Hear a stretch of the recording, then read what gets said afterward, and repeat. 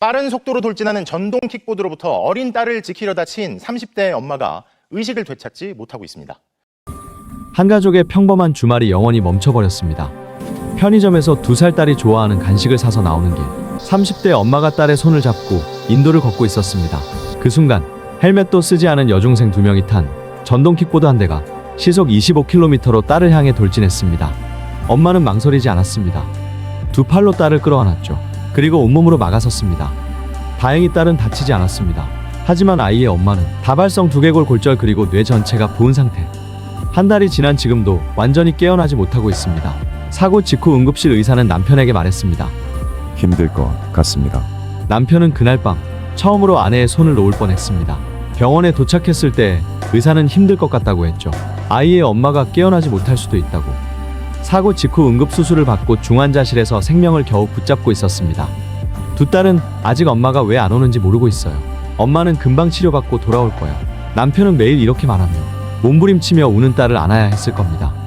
특히 사고 현장에 있던 둘째 딸, 엄마가 자신을 안아주던 그 순간, 엄마가 쓰러지던 그 순간을 또렷이 기억합니다. 겨우 2살입니다. 아이는 지금 트라우마 치료를 받고 있죠. 남편은 생업을 완전히 놓았습니다. 병원과 집을 오가며 아내의 회복을 기도하고 어린 딸들을 달래는 것이 이제 그의 전부입니다. 그런데 말입니다. 사고 당일 저녁, 가해자 부모로부터 문자가 왔습니다. 죄송합니다. 더 이상 어떤 사과를 할 수 있었을까요? 남편은 이렇게 말했습니다. 아직 그 문자를 볼 마음의 준비가 안 됐어요. 지금 이 순간에도 아내는 중환자실에서 눈을 뜨기 위해 싸우고 있습니다. 그런데 우리는 이 가족에게 미안하다는 말 한 줄만 던져주면 되는 걸까요? 중학생 비양. 그날 그 킥보드를 몰았던 아이입니다. 만 15세, 원동기 면허를 딸 수 없는 나이입니다.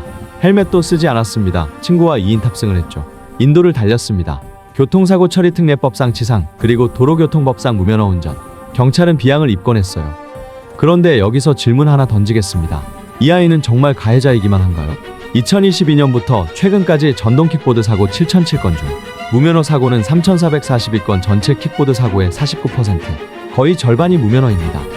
그리고 사고를 낸 운전자의 20%인 1,441명이 15세 이하 미성년자였어요. 이게 정상입니까? 15세 이하 아이들은 법적으로 킥보드를 탈 수 없습니다. 그런데 전체 사고의 20%를 이 아이들이 일으키고 있다는 말이에요. 그럼 이 1,441명의 아이들은 모두 나쁜 아이들인가요? 아니면 이 아이들에게 무면허로도 탈 수 있는 킥보드를 손쉽게 쥐어준 누군가가 있는 건 아닐까요?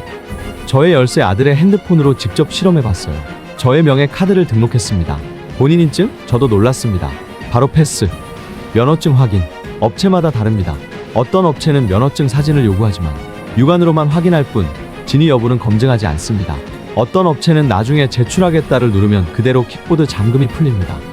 킥보드 업체의 한 관계자는 이렇게 말합니다. 저희도 문제인 줄 압니다.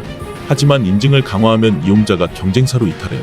이 업계에서 살아남으려면 어쩔 수 없는 측면이 있습니다. 어쩔 수 없다고요? 그럼 운전자 비양은? 송도에서 쓰러진 그 엄마는? 트라우마에 시달리는 2살 아이는? 그들도 어쩔 수 없었던 건가요? 지금부터 더 가슴 아픈 이야기를 해드릴게요. 설령 비양이 처벌을 받는다 해도 피해자 가족이 받을 수 있는 보상은 턱없이 부족합니다. 교통사고 처리 특례법. 운전자는 미성년자입니다. 처벌은 보호처분 사회봉사, 길어야 소년원 6개월. 그리고 배상은요? 이 부분은 당연히 비양 부모가 배상 책임을 져야 합니다. 하지만 킥보드는 공유 킥보드였습니다. 업체의 책임은요? 명확하지 않습니다. 업체는 대여만 해줬을 뿐 운전은 이용자 책임입니다. 실제로 유사 사례를 찾아봤습니다. 2023년 서울에서 무면허 10대가 몰던 킥보드에 보행자가 중상을 입었습니다. 가해자 부모는 1,500만 원 배상, 업체는 놀랍게도 무혐의. 피해자의 치료비는 7천만 원이 넘었습니다. 한 가정이 파탄나기엔 넘치는 금액이죠. 송도 엄마의 경우는 어떨까요? 다발성 두개골 골절 그리고 뇌 손상으로 인해 장기 재활 치료가 필요합니다. 의료비만 수억 원이 예상돼요. 남편은 간호와 아이, 육아의 생업을 놓았습니다. 당연히 소득은 끊겼죠. 2 딸의 심리치료비, 엄마의 재활치료비, 간병비, 이걸 누가 책임질 겁니까? 15세 중학생 부모가요? 무면허로도 빌려준 킥보드 업체가 책임지나요? 이 시스템을 방치한 정부에게 책임을 돌려야 할까요? 아무도 책임지지 않아요. 피해자에게 적절한 보상과 지원이 아닌 철저히 피해자를 파멸시키는 법의 사각지대입니다. 그 사각지대에서 한 가족이 통째로 무너지고 있습니다. 이제 정리해볼게요. 진짜 가해자는 누구입니까? 무면허로 탄 15세 중학생? 맞아요. 하지만 그게 전부일까요? 면허 확인 없이 대여해준 업체? 경쟁에서 살아남으려면 어쩔 수 없다고 합니다. 시장 자율에만 맡긴 정부? 자, 한번 살펴볼게요. 지난 3년간 킥보드 관련 법안이 17건 발의됐어요. 하지만 통과된 건 단 2건. 그것도 처벌이 완화가 된 법이에요. 그럼 예산 부족으로 단속 못하는 지자체에 책임이 있을까요? 연수구는 사고 이후에야 킥보드 없는 거리를 만들었습니다. 사고 이후라고요? 그럼 자녀 관리 못한 학부모에겐요? 비양 부모는 딸이 킥보드를 타는 줄 몰랐을까요? 책임이 있다 한들 대여업체나 정부, 운전자보다 더 큰 책임이 있나요? 책임은 분산되어 있습니다. 모두의 책임입니다. 그래서 아무도 책임지지 않습니다. 그런데 여기 놀라운 통계가 하나 더 있습니다. 우리는 이슈가 된 이 사건에서 킥보드에 부딪힌 피해자만 봐왔죠? 2023년 킥보드 사고 부상자 17,000명 중 보행자가 다친 경우는 전체의 11%, 나머지 89%는요? 킥보드를 타던 본인이 다쳤습니다. 부상의 범위도 엄청 심각합니다. 두개골 골절, 척추 손상, 사지마비, 그리고 사망. 그중 상당수가 미성년자입니다. 킥보드 사고 피해 청소년 가족은 한 인터뷰에서 이렇게 말해요. 저희 아들은 친구 따라 한번 타본 게 전부예요. 그런데 인도 턱에 걸려 넘어지면서 평생 하반신 마비 판정을 받았어요. 고작 17살입니다. 누구를 원망해야 할까요? 아이를? 친구를? 킥보드 회사를? 아니면 이걸 방치한 어른들은요? 이 아이는 가해자입니까? 아니면 피해자입니까? 비양은 가해자입니까? 피해자입니까? 아니면 우리 모두가 가해자는 아닐까요? 그럼 다른 나라의 상황은 어떤지 살펴볼게요. 싱가포르에서 비슷한 사건이 있었어요. 2019년 9월 65세 여성이 자전거를 타다 전동 킥보드와 충돌해 사망했습니다. 뇌 손상으로 인한 사망. 송도 엄마와 똑같은 상황이었습니다. 이 사건에서 싱가포르 정부의 반응은 어땠을까요? 즉각 법 제정됩니다. 2개월 후인 11월부터 바로 시행해버리죠. 킥보드의 인도 주행을 전면 금지시킵니다. 오직 자전거 도로에서만 운행 가능하게 말이죠. 인도 주행 시 처벌은 최대 벌금 165만원 또는 징역 6개월. 차도에서 운행하면요? 벌금 412만원 또는 징역 6개월. 이건 운전자를 위해 필요한 법이겠죠. 킥난이라고 비난하는 우리나라와는 다르게 운전자의 안전을 챙긴 법이에요. 그것도 모자라서 모든 전동 킥보드를 국토교통청에 등록 의무화합니다. 허위 등록 시에는 벌금 최대 430만원 또는 징역 1년. 우리나라는 어떤가요? 송도 사고 후 한 달이 지나서야 그 동네만 킥보드 없는 거리로 지정했어요. 다른 지역은 어떨까요? 여전히 쌩쌩 달립니다. 이번엔 독일의 경우는 어떤지 볼게요. 2020년 독일 전동 킥보드 사고 통계가 발표됩니다. 사상자 2297명. 그중 80%가 운전자 본인이에요. 독일 정부의 반응은 어땠을까요? 국토교통부와 공동으로 충돌 실험 실시하고 안전기준 직접 마련합니다. 최고 속도를 25km에서 20km로 하향했고 보험 가입 의무화됐습니다. 프랑스는요? 2020년 10월 법 개정됩니다. 인도 주행 전면 금지, 주행 중 핸드폰 사용 금지, 헤드폰 사용 금지, 위반 시 벌금 18만 원. 그것도 모자라서 GPS 위치 기반 기술 활용하여 보행자 많은 도심 혼잡 구간에서는 킥보드 속도가 자동으로 10km 이하로 제한됩니다. 세계 최고의 선진국인 미국 애틀랜타에서는 밤 9시부터 새벽 4시 운행 금지입니다. 시카고는 밤 10시부터 새벽 5시 운행 금지예요.